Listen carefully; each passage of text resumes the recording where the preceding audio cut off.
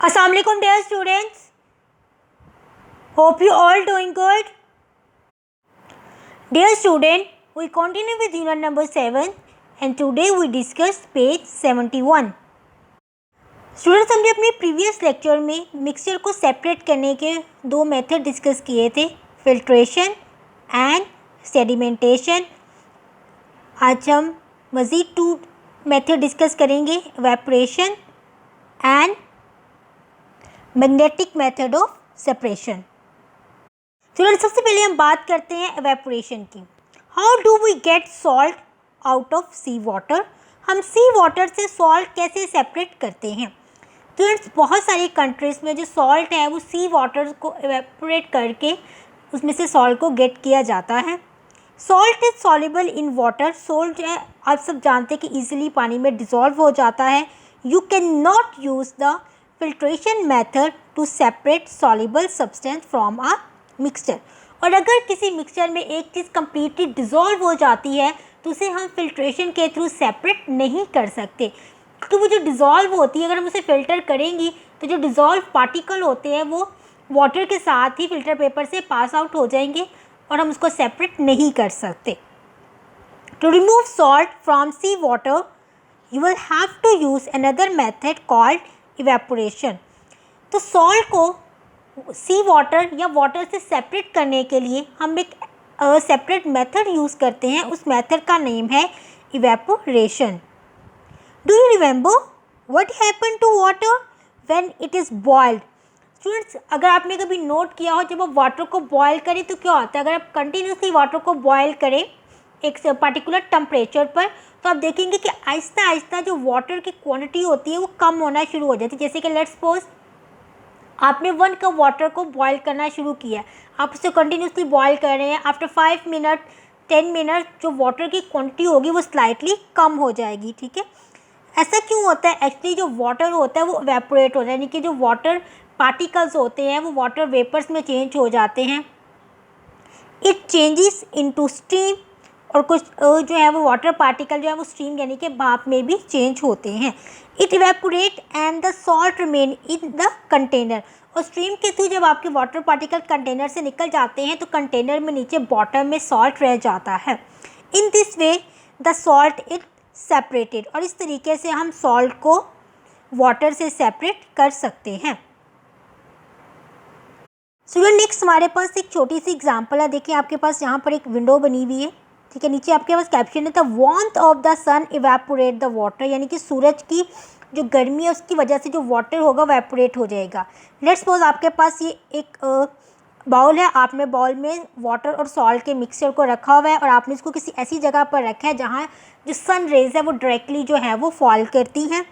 आप इसको कुछ देर के लिए पड़ा रहने दें. आफ्टर फ्यू आवर्स आप नोटिस करेंगे कि आपने कंटेनर या बाउल में जितना भी पानी रखा था उसमें जो वाटर क्वांटिटी है वो कम हो गई है. अगर आप इसको ज़्यादा देर के लिए पड़ा रहने दें तो सूरज की गर्मी की वजह से जो आपके वाटर पार्टिकल होते हैं वो इवेपोरेट होते हैं, यानी कि वाटर वेपर्स में चेंज हो जाते हैं.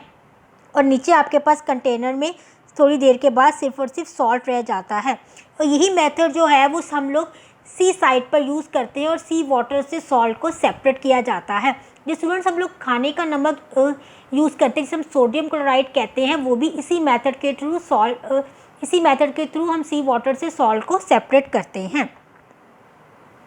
लास्ट मेथड है स्टूडेंट हमारे पास मैग्नेटिक मेथड ऑफ सेपरेशन, यानी कि अलग करने के लिए जो हम मैग्नेटिक मेथड को यूज़ करते हैं. Magnet are use to separate magnetic materials from non magnetic materials. अगर आपके पास दो ऐसी चीज़ें मिक्स है जिनमें से एक चीज़ मैग्नेटिक है और एक चीज़ मैग्नेटिक नहीं है तो आप इजीली मैग्नेट को यूज़ करके अपने मैग्नेटिक मटेरियल को सेपरेट कर सकते हैं. क्योंकि स्टूडेंट्स आप जानते हैं कि जो मैग्नेटिक मटेरियल है वो मैग्नेट के साथ अटैच हो जाता है. ठीक है, तो जब मैग्नेटिक मटेरियल मैग्नेट के साथ अटैच हो जाएगा तो आपके पास कंटेनर में नॉन मैग्नेटिक मटेरियल रह जाएगा. Electromagnet are use to sort magnetic metals in a scrap yard. आपके पास अक्सर जो कलेक्टिव फॉर्म में ढेर की फॉर्म में जब मटेरियल चीज़ें आती हैं तो हम इलेक्ट्रोमैग्नेट को यूज़ करते हैं उसमें से मैटर को सेपरेट करने के लिए. स्टूडेंट हमारे पास इन्वायरमेंट को लेकर कुछ इंफॉर्मेशन है. Harmful gases. The cyclist as you can see here riding in busy traffic. जो साइक्लिस्ट है वो एक बिजी ट्रैफिक एरिया में राइट कर रहा है, why is she wearing a mask over her mouth and nose, उसने अपने नोज और माउथ पर मार्क्स जो है वो क्यों पहन रखा है। What can you do to help reduce the amount of harmful gases release into atmosphere, और वो कहते हैं कि आप क्या करें कि जो आपके एटमॉस्फेयर में हार्मफुल गैसेस रिलीज़ होती हैं आप उनको कम कर सकें। तो सबसे पहला पॉइंट कि यहाँ पर जो साइक्लिस्ट ने मास्क कैरी किया हुआ है वो इसलिए कैरी किया हुआ है, उसने नोज़ और अपने माउथ को कवर किया हुआ है ताकि सांस लेने के दौरान जो डस्ट पार्टिकल हैं, स्मोक पार्टिकल हैं या कुछ ऐसी गैसेस है जो कि जैसे कि कार से रिलीज़ हो रही होती है, इंजन से रिलीज़ हो रही होती हैं, जो आपके सांस के लिए ठीक है आप नुकसान जो होती हैं वो आप सांस के थ्रू आपके अंदर ना जा सके, तो उनको रोकने के लिए हम मास्क को कैरी करते हैं। इसके अलावा अगर हम बात करें कि हम क्या ऐसे स्टेप ले सकते हैं जिससे हम ऐसी चीज़ों को कम कर सकें, तो स्टूडेंट्स इसका एक जो क्लियर सोल्यूशन ये है कि हम ऐसी व्हीकल्स का यूज़ कम कर दें जिनसे ऐसी गैसेस रिलीज़ होती हैं, ठीक है, और कम से कम यूज़ करें और ऐसी चीज़ों को यूज़ करें जिनसे गैसेस रिलीज़ नहीं होती, जैसे कि साइकिल वगैरह, ताकि इससे हमारा इन्वायरमेंट भी क्लीन रहेगा और हमें कोई और नुकसान भी नहीं होगा। इसी के साथ स्टूडेंट हमारा ये यूनिट यहीं पे क्लोज होता है। अब हम आते हैं इससे रिलेटेड अपने वर्कबुक की तरफ।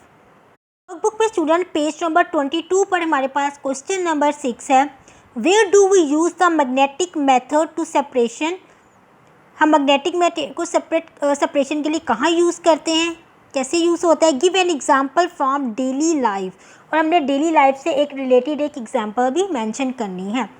Magnet are used to separate magnetic materials from non magnet materials.